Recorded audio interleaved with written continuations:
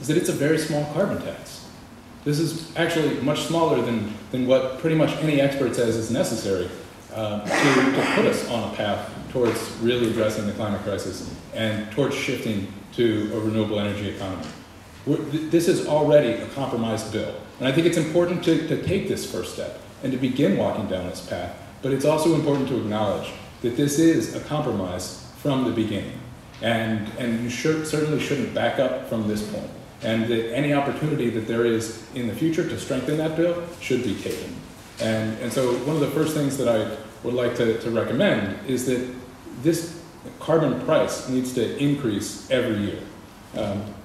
Ideally at $10 a year, every year, to really create the kind of economic shift that we need to address the climate crisis. So that's my first recommendation, that it needs to increase every year, and that it should be written into the bill to have a standard increase, but also to be open to look at the way that we are trying to change our carbon emissions in this state, to be able to measure that on a regular basis and revisit whether this carbon tax needs to be increased and strengthened in order to get us on the trajectory that we need to be on. So I'd encourage the state to do that.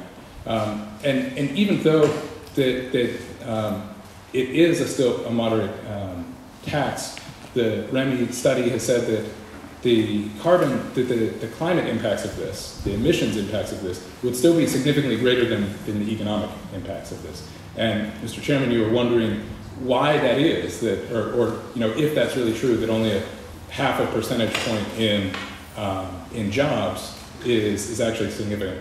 I would like to suggest that part of the reason why this bill has a much larger impact on our emissions than it does on our economy is that politicians in this state and around the country have put a lot of effort for a very long time into addressing our economy and into creating jobs, into addressing unemployment. That's something that a lot of politicians put a lot of effort into, and our public systems put a lot of resources into that.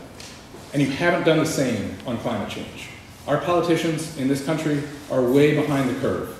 You are overdue for this kind of bill in this state and around the country.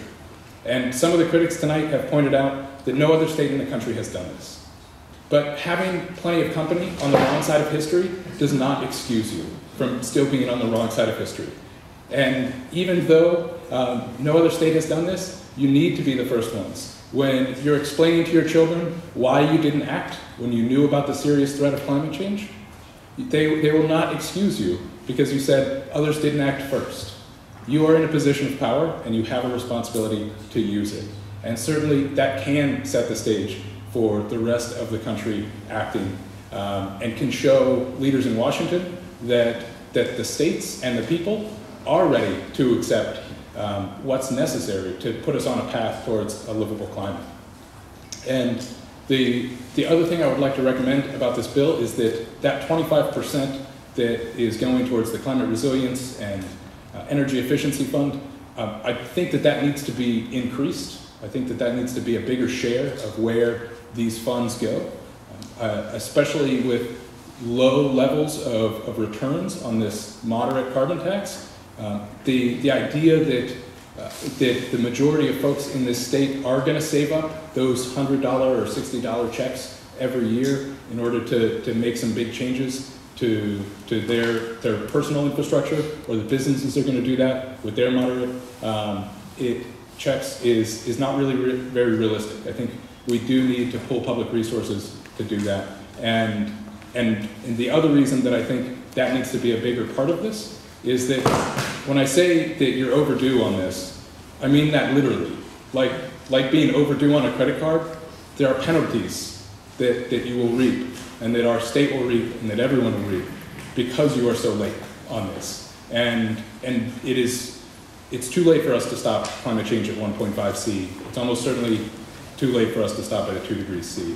And for a state like Rhode Island, that means we're going to be suffering major impacts. And we're going to need to start building up the resources for adaptation. And those costs are going to get higher for this state every year.